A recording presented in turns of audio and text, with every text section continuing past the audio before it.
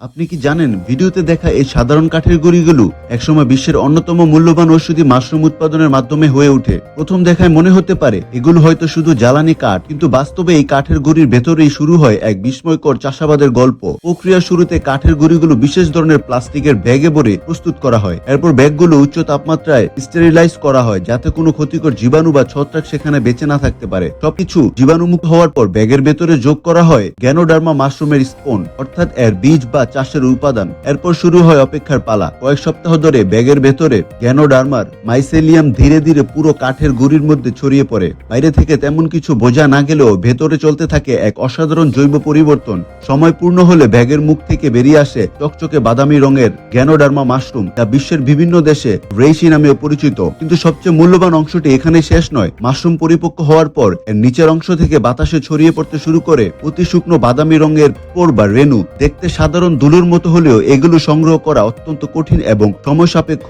বিশেষ পদ্ধতিতে এই স্পোর সংগ্রহ করে পরিষ্কার ও প্রক্রিয়াজাত করার পর তৈরি করা হয় গ্যানোডার্মা স্পোর পাউডার। অনেক দেশে এটি খাদ্য পরিপূরক হিসেবে বাজারজাত করা হয়, যদিও এর স্বাস্থ্যগত উপকারিতা নিয়ে গবেষণা এখনো চলমান।